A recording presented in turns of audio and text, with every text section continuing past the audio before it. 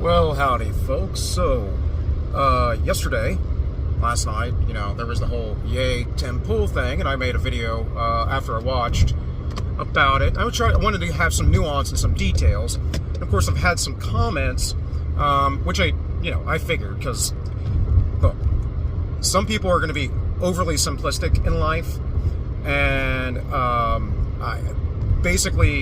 I think that's what those people are being. They're not understanding the layers to these things. So let's start with Thomas Sowell. Thomas Sowell specifically has written numerous books and done the research on understanding that people of different demographics, people of different ethnicities, have different cultural values, right? And some of these people disparately have higher IQs. For instance, Asians in developed countries such as China, such as South Korea, and Japan, on average, their IQ is 10 points higher than Caucasians in Europe or America.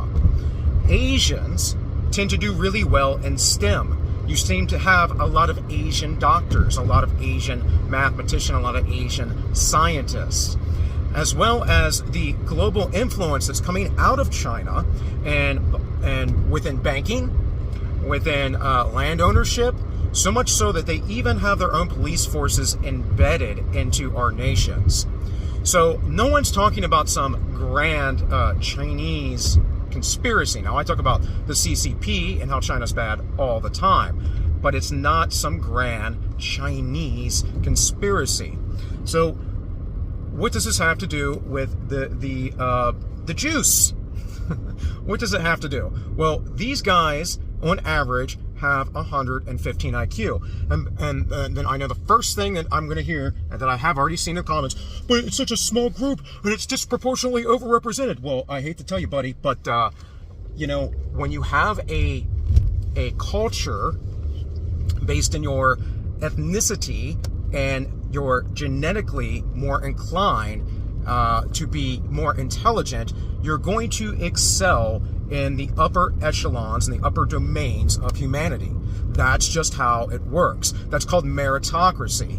Now, many of the people that you see, let's bring up a specific person, Yuval Harari, are secular atheists. He doesn't believe in any sort, or seemingly, as far as I can tell, he doesn't believe in any sort of God or divine humanity or any of those kinds of things. So where does that leave us? Well, that leaves us with a guy who believes that human beings are just programmable machines that are capable of being manipulated, and therefore, him being hyper intelligent and elite, he has a divine right to rule. And I don't mean that as in he believes God, gave him that right. He means from a right of nature, of evolution. The smartest get to rule. The smartest, the toughest, the strongest. I again addressed this briefly last night in my video about Nietzsche's master-slave morality. Now, I had a lot to say last night. I had to, write a few notes to make sure it was organized, and I was tired. It was late. But I got it out there.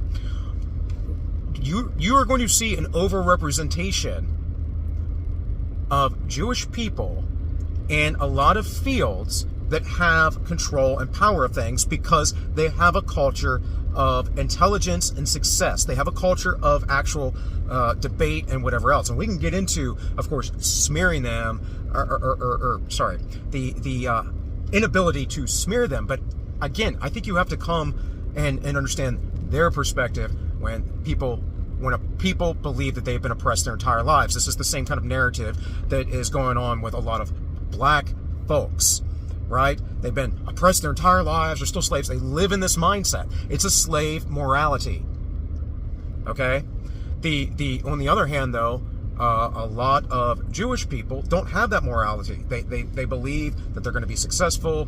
And again, this goes back to their tradition. Culture does matter, and what we have right now in the United States, at least, I don't know about Europe, we have a 40% Caucasian single mother rate.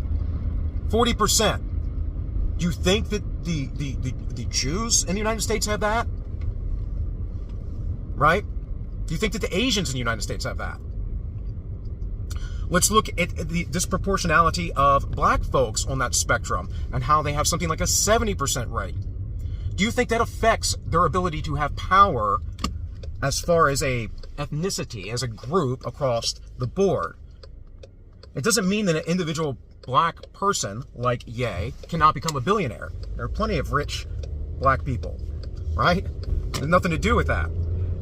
It has to do with the drive, the motivations, the intrinsic abilities that the person has, the merit of their character. Now, could there be some Jewish people sitting around in a room talking about, making Jewish plans to control the world? Perhaps. I don't know. But I go more with Carol Quigley's explanations of concentric circles, circles within circles within circles. And again, what I addressed last night was the various power players that have old lines of power and are influencing the world. And I think it's more of a spirit of a thing, which I think is biblically correct. And all of you supposed Christians, Orthodox or Catholic, who are saying otherwise, you are wrong, and God will judge you for it. And you're not going to prove me wrong on this. Every time I have an argument about this, every time I bring up scripture, every time I bring up the early church fathers, no one can beat me or challenge me on it. They just repeat the same garbage.